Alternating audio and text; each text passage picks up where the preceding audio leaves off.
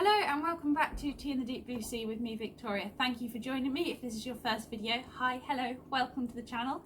If this is not your first video and you're already subscribed to my channel, thank you again. Your support really means a lot to me. I appreciate every follower, every subscription, everything. I see you all and I really appreciate all your support. So thank you very much. If you aren't already following me on Instagram, my link is down in the description, and if you aren't already subscribed, there will be a link at the end of the video. Thank you again.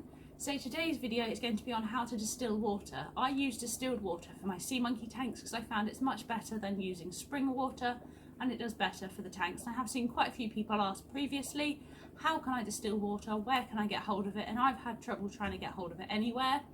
I found deionized RO, but not distilled water, and I found distilled water is best for my sea monkey tank. So what we're going to be doing today, we're going to be distilling water at home, and it's really easy and simple to do.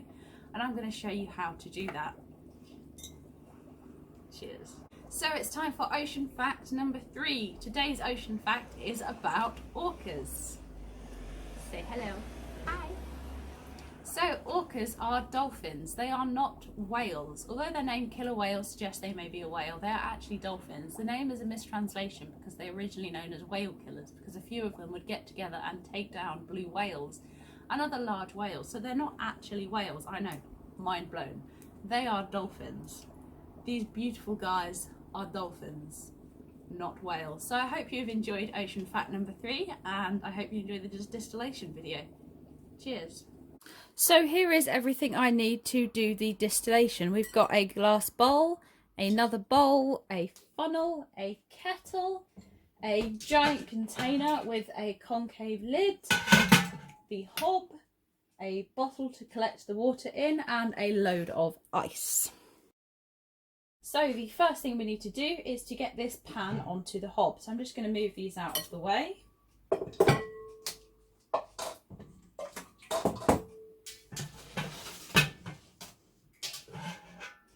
So what you need to do, you need to fill this up with boiled water. You need to put in a lot more than you want out of it. So I'm going to fill it up to, you can sort of see the line here. We're going to fill it to around there of boiled water. So I'm going to boil the kettle and I'll be right back.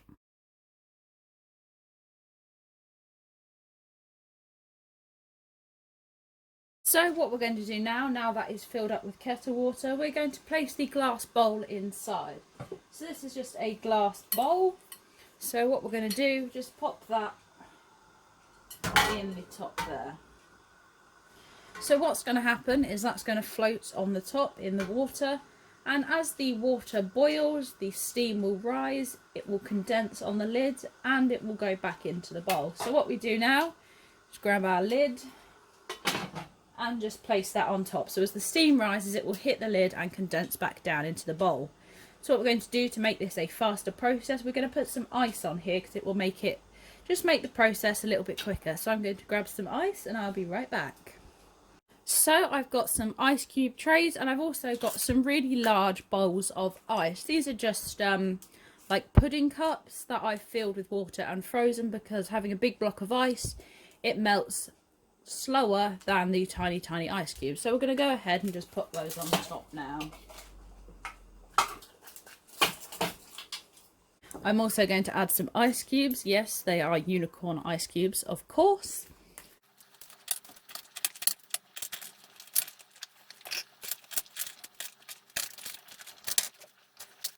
So as you can see, there's a nice pile of ice on the top, so the steam will hit the top and condense back into the bowl. So what I'm going to do now, I'm going to leave this going for a while. I'll come and check on it a bit. The ice will melt on top and that will also evaporate. So what we'll do then is just add some more ice and take the water out of the bowl and put it in a separate bowl to cool down before putting it in our container. So it's just a case of repeating that, but I will show you how to do that when the time comes. But for now, I'm just going to leave this going for a while.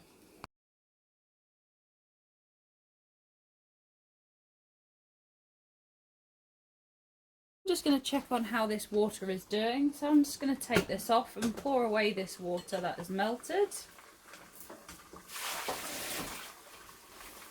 So you can see the bowl is floating nicely, so we're just going to grab that out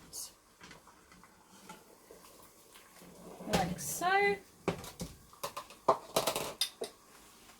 just going to pour this into another bowl to cool down.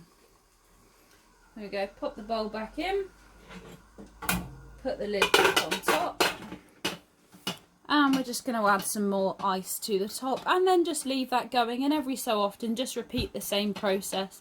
When this is cooled, I will use the funnel to pour it into the bottle, but for now we're just going to leave this going, and that is essentially how to distill water at home. So now the water has been boiling for a few hours. Every so often I have re-topped up the ice, and I have taken out the water that had collected into the bowl into a separate bowl. So what I'm going to do now, I'm just going to pour this into my other container, ready to go in my sea monkeys tank. And try not to spill it everywhere.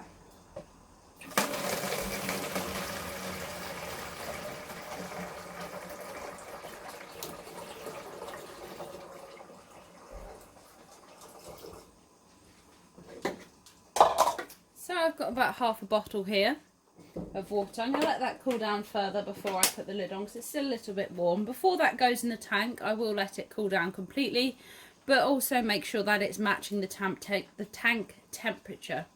So I'm going to let that cool down completely before I put the lid on, and what I will do before I put it in the tank, I'll make sure it's matching the tank temperature so not to shock them. So what I'm going to do now is take the lid off this. You can see it's very chalky. Lovely, lovely stuff.